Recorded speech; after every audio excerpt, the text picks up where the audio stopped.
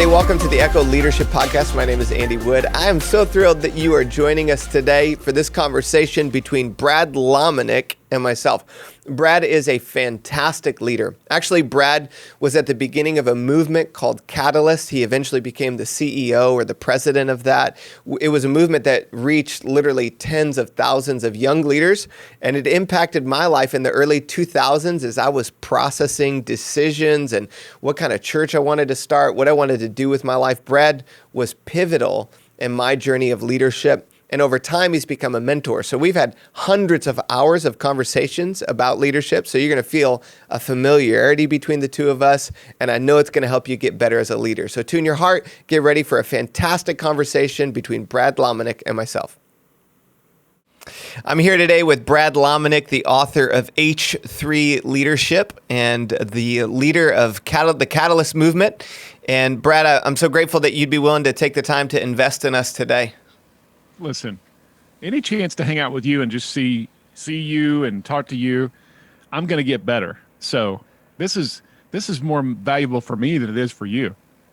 Well, every time I have a conversation with you, Brad, I walk away with a bunch of new ideas and my mind is stretched. Over the last decade or so, you know this, but you've been one of the key influencers to both the culture of Echo, what we're doing with the Echo Leadership Podcast. Not only have you influenced a whole generation of leaders, but you've influenced me, our team, a ton. So I'm excited. My first kind of recollection of hearing about Brad Lomenick was in the fall, I think it was 2001. So my college roommate had gone to I think it was like one of the first Catalyst conferences. He comes back with this CD, and it was the John Maxwell Law of the Lid. Come on, John. You remember that? That was probably like one of the first couple of years for you guys, huh? Absolutely, yeah. That was in the early days at North Point. So what was it? What was the first year that you started leading out with the Catalyst conference? Well, I was involved behind the scenes as a consultant for the first couple of years. So I was consulting with Enjoy, which was John's organization, and Catalyst was one of those brands within the organization that I was helping. So, Gabe Lyons and Reggie Joyner and Lanny Donahoe and Andy Stanley and John Maxwell, they were all part of that initial circle. And I was, sort of in the shadows. Not until probably 2003 did I get way more involved. And then, around 2004 is when Gabe stepped out to start what is now Q Conference, and lots of other things. And he was still involved as a consultant. And then I kind of stepped in to help lead the charge. I mean, the early days, though, up until probably 2006 or 7, the Catalyst team was actually doing other stuff. Like they were working on other conferences because we were part of John's organization. And, about 6 years in, we just had to decide, hey, let's really get focused on this. This feels like something that God is stirring up, and it's got a lot of potential to grow. And so we solidified a team to just think this is all we're going to work on. And that's when we started to think expansion. That's when we started to think resources, trying to really, I would say like keep up with the movement that God was stirring. Because I would classify, I don't know if you would say this, I would classify Catalyst as a God-breathed movement. Yeah. And, when something's God-breathed, just stay out of the way. I mean, it's hard to keep up with it. Right? Yeah. What's interesting to me is that it seems like in a lot of ways, you guys were on the front end of an entire wave. So I think it was like 96, 97, 98, the Global Leadership Summit is kind of building from Willow Creek and Purpose-Driven Conference, but you took a different angle. And I think that there was like this kind of secret rule that actually wasn't a rule that you had to be like under a certain age to come to Catalyst on the front end. What was that? What was that misunderstood rule that kind of shaped things? Yeah, under 40. You had to be 40 or under. So I could still go to Catalyst now. I've only got a few more months, but I could still go. In the first couple of years, actually, there was some fun like moments. There was even carding at the door. which was just funny. It was more like a program element. Yeah. But that reputation got really created. And people still, nowadays they would still say like, "Oh, I can't go to Catalyst because I'm 44." I'm like, you know, we realized pretty quick the people paying were the ones that were older. Yeah. So, but that mindset, I think the mindset was, let's do something for our generation. And even those of us who were working on it, we felt like we wanted to do something that we could invite our friends to. Yeah. And again, whether they were believers or not, I think the idea of a leadership conference that was incredibly well done, but also that had a very intentional spiritual dynamic to it. But yet you could go and still get value regardless of whether you follow Jesus or not. And, even the early days, we decided, let's bring in some voices that may not necessarily be Christians, not because we wanted to be rebellious. It was more because we just wanted to invite the best in the world in certain categories. And, I think that standard of excellence was, when you talk about the wave, the idea that we weren't thinking, how do we raise our standard to be better than other Christian conferences or even church conferences?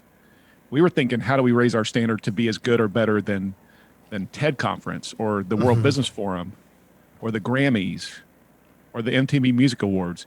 And not because those things are like the ultimate, but there's a different level of expectation, and we wanted to raise our game, and we didn't have the budget that the Grammys have. So we had to figure it out and be innovative, and spend 1/100th of the amount of money to be able to still create something that felt like, wow, man, this feels like something we would see on TV or something we would never get access to. Yeah. One of the things that I thought was really profound that you did, and it ended up showing up in one of Seth Godin's books, is that you were able to create a tribe. And so you felt like you're a part of this movement, even as a church or a church leader who would come to these conferences. And I'm curious, from your perspective, that whole idea of the tribe, was that something that was just like, you kind of intuitively knew how to do that? Or were you learning that from somewhere as a leader? I think we were all learning it, but it definitely, Seth gave it language with his book. And the premise of tribes is people like us do things like this, and they need a leader. So there's already this galvanized group. They just need somebody to curate them and bring them together. So the premise that you've got to go do all this work to find people, that he kind of changed that mindset and said, no, they're already hungry to connect. You just have to be the one that like does something to actually like connect them in such a way that they now know where to connect. Right. So that premise was, we didn't have that language, but I think the idea that it was for our generation, we were our greatest customer, meaning that the product was for us. So, that's not always true for every leader. Right. But when it is, it allows you to really like dive deep in terms of creating something you're so passionate about that you would actually attend. Right. Yep. And so we weren't creating it for our friend. We weren't creating it for like somebody else. And it forced us then to think, well, would I want to go to this? Do I like this? Would I want to connect like this? Would I want to hear that person? Would I want to do that at the break? And it changed our mindset of just having a much deeper level of, I think, commitment to keep going. Even once we felt like it was good, we just said, not good enough. That was always kind of our mindset was not good enough, not good enough. And meaning this, that we wanted to, again, we wanted to push beyond expectations and actually give people permission to see what might be possible.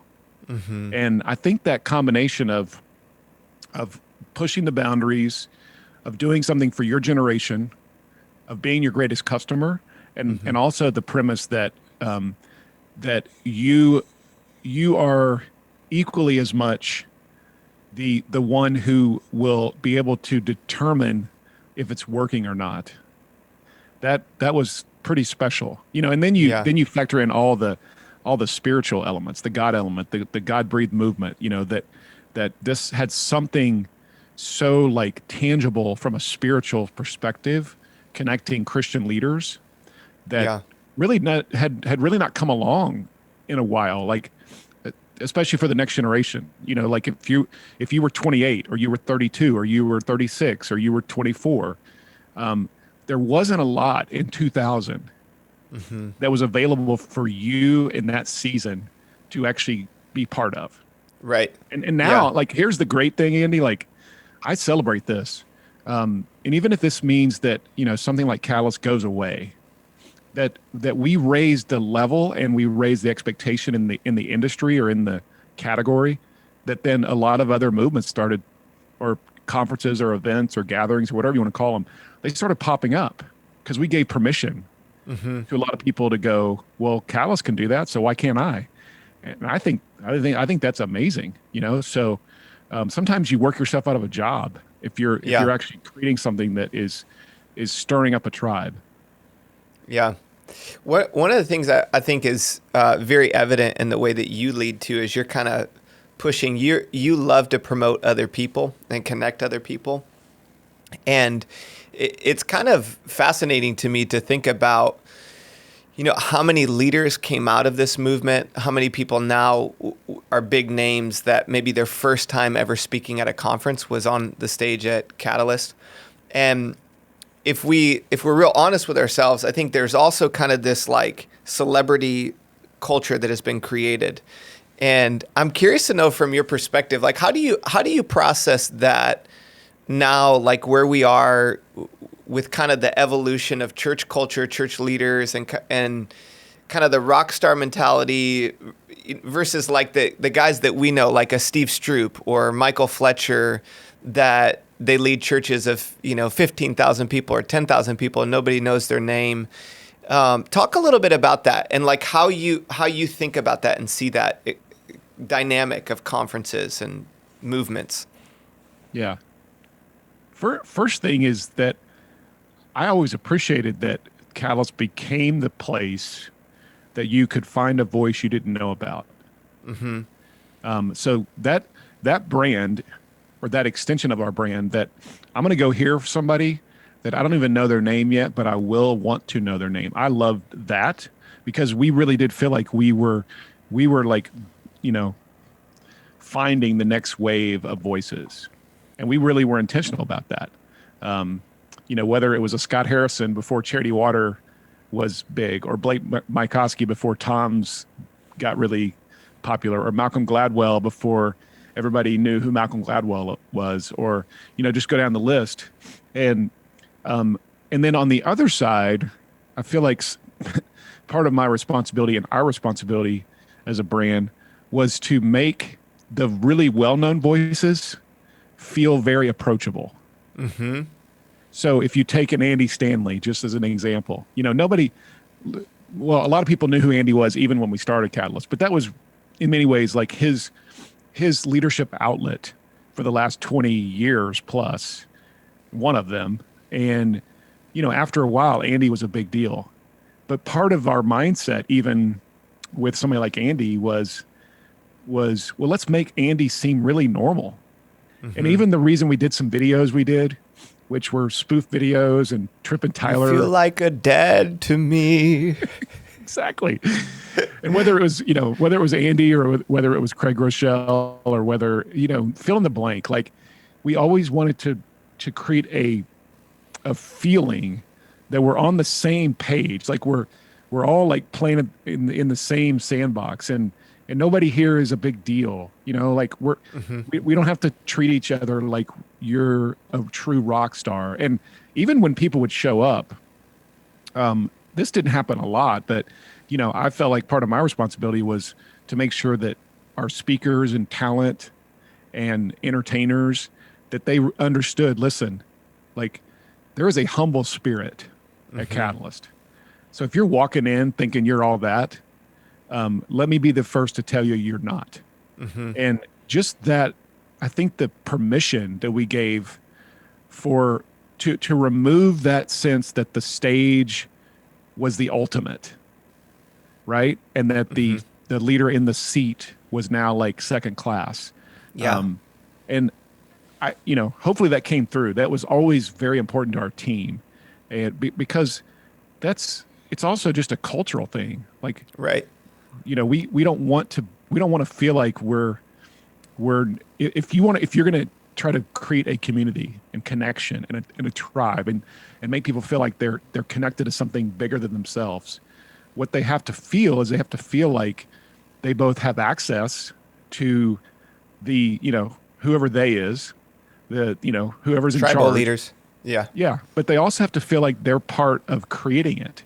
And even our language, among our volunteers, there was hundreds of volunteers that would show up at Catalyst events throughout the year. And we were very intentional with them. Hey, listen, you use possessive language. You don't use language like if somebody says, hey, tell me about Catalyst, you tell them about Catalyst like you're part of the team and you're full time. I don't care if you just showed up 10 minutes ago and you don't even know what Catalyst is. You act like you're sitting at the head table. And that's what that does is it automatically says to that person who walks up to the, merchandise table in Gwinnett Arena, and they're like, man, the person who sold me my t-shirt, they were like as passionate about this Catalyst thing as Lomenick is, doing the announcements before we went to break. And that sense that there's this spirit of possessive language, like this is our movement and this is your movement, and there's no they. There's no disconnect between, those of us who are on staff and those of us who are attending. And this is such a big deal for churches, like the churches that I think seem to have a sense of momentum. One of the things you'll find that the volunteer who is furthest away from the, wherever the executive team gets together in terms of both distance and experience and wisdom and all that, but they still are carrying the weight of that house like they're in charge. It's good, man. And when you think about this applies not just to church leaders, this applies to gym owners, to entrepreneurs, Silicon Valley CEOs, like this concept of the we. In any industry, you can create that we mentality. And like you're saying, so much of it comes back to that language. Like, we're in this, anybody can own the culture. And you created that tribal mentality. And one thing that was very evident and is still evident about you, Brad, is that wherever you are, you're usually around a bunch of young leaders. And when I say young now, I'm thinking maybe mid-20s who are like just starting out. Talk about that. Like that's your heart. That's like what you've been living for 20 plus years now. How have you continued as you have gotten more mature, if I might say? How have you continued to get around younger leaders and influence younger leaders? Yeah. Well, thanks for saying that. I am mature now. I guess I'm, middle-aged. I don't want to be, but I guess I have to consider myself that. I think the thing that I've learned is if you want to know what the next generation is thinking, you better be hanging around them. And if you want to know what the next generation is wanting, you better be asking them. Mm-hmm. And if you want to know what the next generation is challenged by, or fill in the blank. Like you have to be really intentional about trying to make sure that you build the bridge. And so many of us, when we get to a certain stage of life or age of life, or even a level of influence in a organization, we will stop asking or getting feedback from the people we need it from the most. Because sometimes what usually happens is that we start getting feedback from the people who can help us the most. Mm-hmm. or can help us get to the next level the most. Right? So as a translator in my 40s right now, I want to both be able to understand what the next generation is thinking about, but also then be able to translate it to somebody who's 55 or 65 or 75. And that's what I really feel like the season is for me, is that I'm sitting in between generations. So I want to know it, but I also want the generation that's in front of me to know it. Yeah. Because when they hear it from me, I probably have a bit more street cred to be able to say, listen, let me help you understand what that 25-year-old is talking about, because I just spent 3 days with about 50 of them. Right. And I know exactly what their frustrations are. Even the young influencers list, Andy, that I've been doing for, which you've been on, by the way, shout out to Andy Wood. I'm about to transition off the young influencers list. You were aging on out there early, man. You were on there way early. But the reason I started doing that in 2008, so I'm now 13 years into it, is because it forced me to be intentional about going and finding young voices. It put a habit in place for me. And a lot of times I would feel like I don't have anybody to add to the list. I better get the Google out and, go to town for half a day and find some new voices because what that is, it's intentionality. Yeah. It's that I'm going to do my part to actually leverage my platform to give opportunity to the next generation. And I could stand on it. I can stand on the platforms I build and I continue to build, but I would rather somebody else stand on it. And especially rather somebody young stand on it. And if they pass me, that's a win. It's not a loss. If they pass me on the way to way more influence than I'll ever have. And I learned it from John Maxwell. I mean, at the end of the day, John is the ultimate empowerer, because he did that to us at Catalyst in the early days. So when you see it modeled or it's done to you, you know what happens? It's parenting, or it's mentoring, it's whatever. When you are the recipient of it, now you look around and go, well, I better do that when I get to be in my 40s. The leader I was making fun of, or we were making fun of, in quotes, in the early days of Catalyst, I'm now that leader. So, yeah. And I accept that. I mean, I embrace it. I love it. One of the things that I've seen in you many times that we've been together, where we're sitting around a table with a group of leaders who are young, 20s, early 30s, you're asking them a lot of questions. So there'll be a topic going around, and you might be the one that a lot of these guys are wanting to listen to, but then you flip the question back on them. And I think that that's one of those character traits for me personally, that when, I was in my 20s, made me love Catalyst, that made me want to hang around, because you felt like as a young leader, your voice was being heard. And it's not that, every idea that I or younger leaders have is a great idea, but man, if you're picking up stuff of how younger leaders think, it's changing the way that you see things. And I think it's a big challenge for any church. Churches or businesses can really get stuck in the decade that they're started in. And it's an easy challenge even I feel for us as an organization. Now we're 12 or 13 years in. And for me, you're a great example of that, of continuing to go young. The other thing, Brad, that I notice in you is this concept of connecting. You're probably one of the most connected leaders I've ever been around. And I'd love for you just briefly to talk about, I've heard you give the paradigm, the difference between connection and networking. And talk a little bit about that. What's the difference between being somebody who's a connector and somebody who's a networker? Yeah, so connecting versus networking. Good question. The networker, and again, don't get caught on semantics of this, because a lot of people hear this and they're like, well, Brad, are you throwing the idea of a network under the bus? No, not at all. But the difference is that the connector is all about others. A networker is all about them, right? I mean, a connector is abundance mindset, generosity. A networker is all about scarcity. They think, if I lose, you win, and if I win, you lose.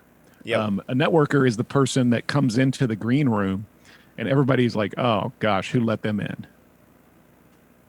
It's that person who we all run from if we see them at a restaurant, because we know that they might know a lot of people, but we know that at the end of the day, like they want something from us, and they're going to figure out a way transactionally to probably get that, or at least try. So a networker, you might give one chance. They get their one shot. A connector, man, when they come in the room, everybody like flocks to them. People are like, I can't wait to talk to that person because they're a connector. The connector, when they call, somebody says, I will drop everything and make time for you. So this premise is just simply this, that if you're a connector, you have a perspective that says, my goal is to add value to people in such a way that at the end of the day, I don't really care if I get anything out of it. Yeah. And here's the powerful thing is you usually do. Because you're gaining equity with people, you're gaining credibility with people. They remember you, and ultimately, the definition of a catalyst is, it's a change agent that creates some sort of spark that leaves no residue of itself. And I just love that idea. And that's a connector. The connector is somebody who puts two things together that aren't focused on them and then watches that happen. And so I love when somebody will say to me, Brad, thank you for introducing me to so-and-so 2 years ago, because now we're writing a book together, or we're working on a project, or we merged our companies, or, we ended up we ended up partnering together on that thing. That's the power of a connector. And it doesn't mean that you can't ask for a transaction, or you can't find ways occasionally when you need to be transactional. But here's the difference. A connector, if they need to be transactional, or they need to make an ask, they're very clear with that, right? They don't beat around the bush. It's not weird. You're not sure. A connector is just very clear. Like, for example, if somebody says, hey, I want to come pitch you an idea. So I'm gonna show up, and I actually have an idea that I want you to look at, I want you to invest in, I want you to give money to, whatever. But a connector is somebody who would actually tell people on the front side of that. They're direct and they're clear with their intentions. So you never get sideswiped or blindsided by a connector. But a networker, you're never sure. You're never sure what do they really want. So that's gold, man. Think of the people. Think of the people in your life right now who would fit in those two categories, right? Yeah. And are you? Where do you fit? Yeah. That's good, man. I think you need to write that book, Brad. I just don't know what to call it. I've thought about the start with who. You think that's a good title? Start with who? Yeah, I think so. I think if you broke the who down, like, who are you? Who are you connecting with? Who are kind of facets of it. But I think you're one of the best at this, and you've changed my mindset so many times on just watching you, like the different rooms that we've been in together. It's one of the things I found for myself is if you flip the script on that and change your mindset, it really does change the way you walk into a room. So instead of walking into a room with a bunch of leaders, like a lot of the rooms we've been in together, I would say I'm kind of, in terms of size and age and, all that in terms of our church and all, I'm like in the middle, right? Yeah. So I could either walk into that room and say, who's ahead of me that I can try to get something from, or I can walk into the room and say, who's here that's coming up that I can give something to. Yes. And I have just found everything changes in my mind when I'm like, oh, I'm actually here to give, not to get. And I'm a lot happier. I'm not playing the comparison game. I'm not quite as worried about what I'm wearing either. It's funny, like all these little things that play into your mind. It's like, no, there's nobody here I need to impress. And there's going to be a number of people here that I can love and encourage. And And, Stacy and I were in London with you, and that mindset led to a good number of friendships that we have now that we wouldn't have had if my mindset had been the flip on it. And I got it from you, man. So you got it from Maxwell, and then I got it from you, and it's a game changer. Well, and I also got it from Peb Jackson. So Peb is the ultimate, in many ways, the ultimate connector. And, he always walked into any environment and thought, how can I add value to this person or these people in such a way that might even it's going to take the attention off of me. Mm-hmm. But you still have power. That's the thing that is so hard for some people to grasp is, when you put people together, they remember you. And it's really powerful. So like you said, don't feel like you have to walk in now and like say the right thing or be wearing the right thing or, have everything together.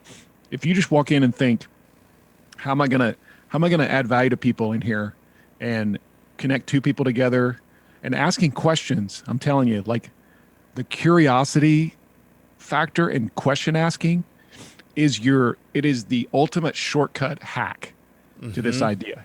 Yeah. Because as soon as you ask a good question in an environment, as soon as you put the attention back on somebody else, then you're elevating them, you're honoring them, you're creating a memory moment for them.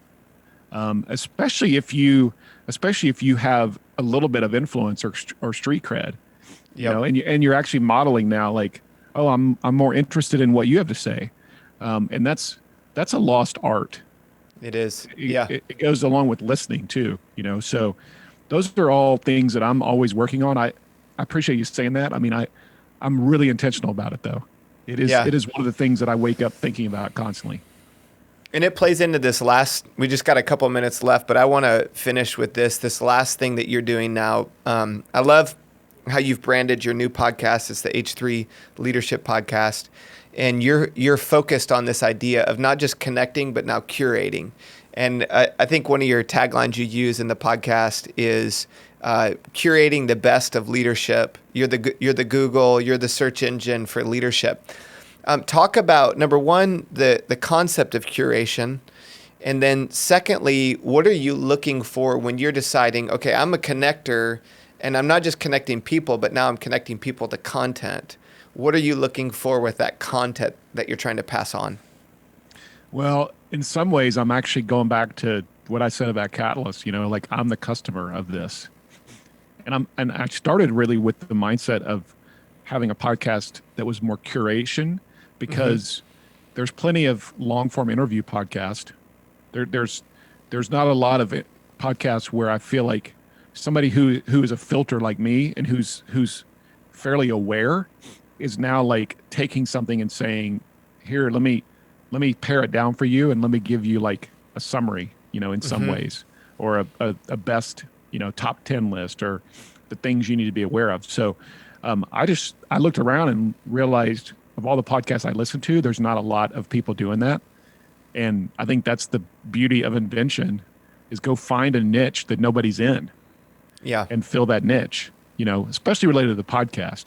I think the power of curation though is very much in vogue right now. And it's also really needed. And here's why, because there's so much out there.